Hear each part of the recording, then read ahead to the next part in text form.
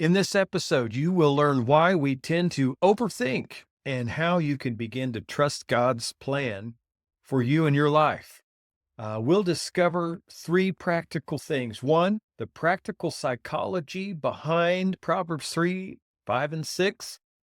And number two, why trusting involves surrendering of self-control, at least on some level. And thirdly, how we can begin to transform biblical trust into our daily lives, and it will bring about peace. And so those are the things I hope that we can accomplish today.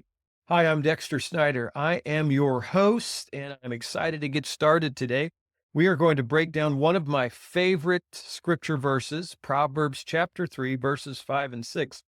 It says, trust in the Lord with all your heart, lean not on your own understanding, acknowledge him in all of your ways, and he will direct your paths. I think all of us would love some help and some direction in our paths of life, how we travel, how we move, how we live. And today I just want to break down these simple, easy concepts that we can sort of do that. What if I told you that your tendency to overthink things isn't necessarily a character flaw, but it's more of a misguided strength, a misguided characteristic of your life? I mean, if you think about it, the Bible tells us we are created in the image of God. If we are truly created in the image of God, well, what does that look like? In our last episode, we talked about the idea that the Gospel of John says that in the beginning was the Word, and the Word was God, and the Word was with God, and the Word became flesh. And we understand that to kind of talk about the birth of Christ here on earth when Jesus became flesh. But what is the Word? Again, the word logos in the Greek is what the word is, and it really is that. It's thinking, it's creativity, it's understanding, it's beginning to reason. It's creativity, imagination. It's all those things that help us develop the characteristics of who we are. That's the sum total. When you can put all those things together and they reach the end of whatever the end of understanding is, that's God. I don't think you can reach those ends. We try to measure that way, but it's not measurable. It's immeasurable. It's too big, too immense to really measure. But if we're created in that image, it's not wrong for us to think. But there has to be a balance between thinking and trusting. Thinking and trusting. If you think back to the Garden of Eden, when Adam and Eve was in the garden walking and talking with God, he asked them to think all that they could. He told them they should be fruitful, they should multiply, they should fill the earth, they should have dominion. He wasn't trying to keep them from thinking or from expanding their understanding. He was simply trying to guard their trust. So he did ask them not to eat of one tree. Now we sort of capitalize or really zero in on the one tree they were asked not to eat because it was the knowledge of good and evil. It was surpassing the trust of God and leaning on our own understanding. That's what Adam and Eve did. They surpassed what was that trust factor, and they went on to their own understanding. And when they did that, then that's what they began to lean on. That's what they were forced to lean on because they moved themselves away from the trust of the Lord.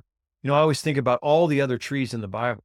They were immense. Trees in the Bible, by the way, have a lot of deep spiritual and deep understanding and significance.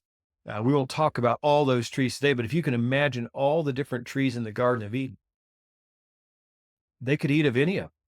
So there was trees of understanding.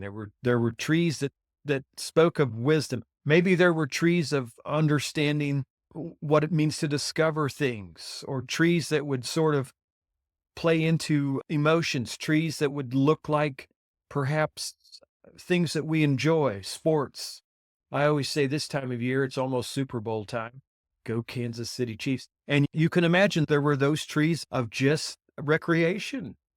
It's sports, that sort of thing, that sort of understanding. There was nothing at all wrong with those things. There was nothing wrong with diving into what was all of creation and discovering and learning from all the other trees as it is.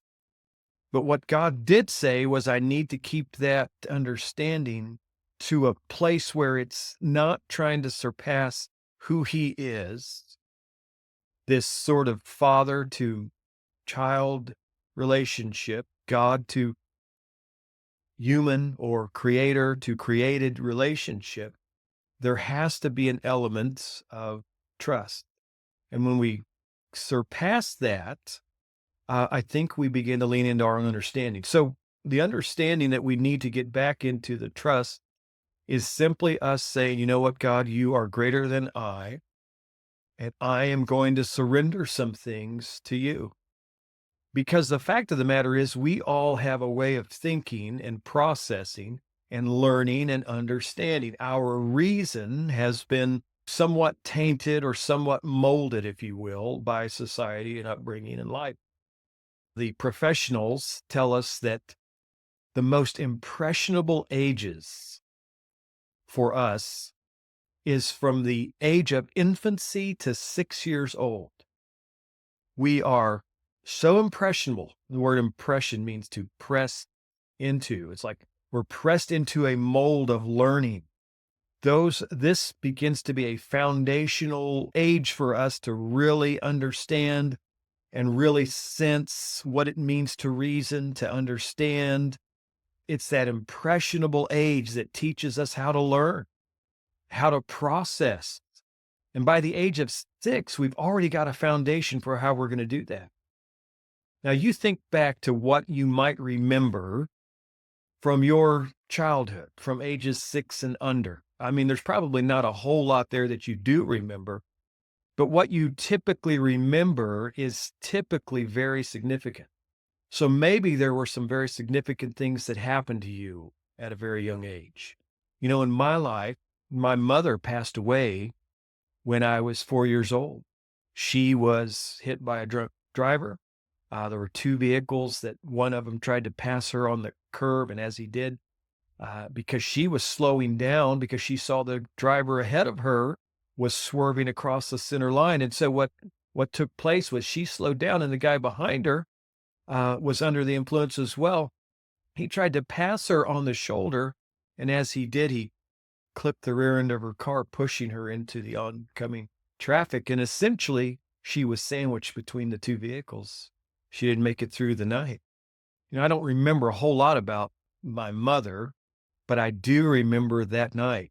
I remember being at a babysitter's, and I remember sort of a lot of activity, a lot of things going on in and around the room. And I remember sort of crying and thinking, you know, what's going on? And as a 4-year-old, where's mom? I want my mommy, that sort of thing. And finally, sort of drifting off to sleep and waking up, finally, someone said to us, and I don't remember if it was our babysitter or a relative, there were a lot of people in the room. And I just remember saying, hey, when's mommy coming home? We want our mommy. And that person looked at us and said, well, I'm sorry, your mom's not coming home tonight. We didn't understand exactly what that meant, but what an impression. I mean, I'm 4 years old and I'm telling you that I can remember that even now. And so there are things in life that have pressed us into a mold that have sort of shaped the way we think. I mean, for me, that began sort of a abandonment issue, if you will. Like she's not going to be there, and she was our world. The truth is I have two brothers and none of us at that point knew our fathers. We all had different fathers. I still don't know my father. You talk about having a sort of organic identity crisis. That's who I was. I think that sort of uniquely qualifies me to help people understand who they are because I have been sort of to the depths. I've been in a very dark place, if you will, trying to get and understand who I am. I don't remember a lot from my early childhood days, but those things I do remember were very impressionable things. And I've had to surrender some of those things. You might have to do the same. You may not have had a traumatic experience like that, or maybe you've had something even more traumatic take place. But those things are things that we have to be able to say, you know what? I don't fully understand sometimes what happened. I'm not going to be able to piece together all the details or to know exactly why I went through what I went through. But at some point, You have to be able to say, but I'm going to trust in something greater than myself, in my own understanding. And that for me has been the Lord. It's that trust. It's being able to surrender the I don't really know why. In fact, that was the night that my aunt said to me, one of the aunts that I lived with growing up said to me, I don't know why your mother passed away when you were young, or why the next aunt and uncle that I lived with got divorced at the age of 15 or so. I don't know why exactly you're here with us now, which was a new aunt and uncle at this point, a new life we were living with another aunt and uncle. I'm not sure why all that's taken place. What I do know is that I love you and that God loves you. And if you let him, he'll change your life. And there was something to that statement. I don't really know why. I don't have all the answers. It's beyond my own understanding. It was beyond her understanding. But if we would truly acknowledge the Lord, if we would say, okay, God, and that's what I did. Okay, God, if this is real, then I need it because I'm lost.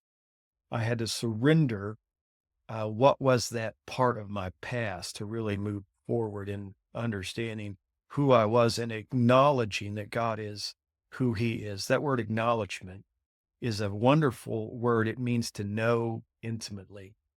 It's the word that would sort of describe what is the relationship between a husband and a wife, how the two become one and they kind of have one mindset.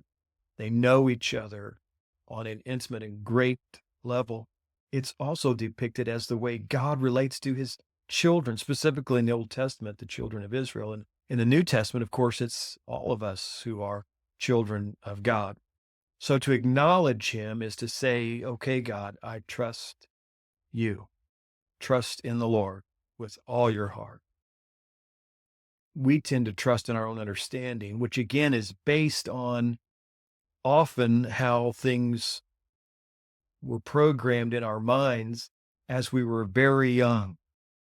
Maybe one good thing for you to do today is to take sort of an inventory of the things that happened to you when you were 6, 5, 4 years old, whatever you can remember. Sort of process those things and just take one thing and say, God, I'm going to surrender that to you. One thing that might have negatively or even influenced your way of thinking in a way that sort of reroutes you around that trust. And so it could be something you were rewarded with. And so because of that, because you were so good at it, you've relied on that. That is your trust now. And take one thing and just say, okay, God, I surrender this to you. And every day for the next week, just say, Lord, okay, I put this in your hands. And that's what I had to do with my situation, is just say, Father, I don't understand this, but it's okay. I trust in you. I trust in you. Trust in the Lord involves surrender of our own understanding. Acknowledging him is saying, yes, God, I trust you. I know you enough to know you care for me personally. You love me dearly, and you're not going to lead me down a path that is going to be hurtful for me. Doesn't mean it's a life of ease or it's a life that we don't go through trials. In fact, it's quite the opposite. But those things serve to strengthen who we are, our character, our faith. They tend to build us and build upon who we are and not tear things down. If we can truly trust in him, we are created in the image of God. That is a strength, not a flaw. Build upon that. Relate who you are to who God is. Try to do that connecting with the Lord. Acknowledging him means, all right, God, I'm going to get closer to you. So I hope that's what this journey is all about. That's what this podcast really is all about. I want to connect further with the Lord. I want to get closer to him, and I want to help you do that as well. So I hope you'll continue to join us in these episodes. We'll get even deeper and go even further. So be sure to like and follow and subscribe and all those things, however you've got to connect here.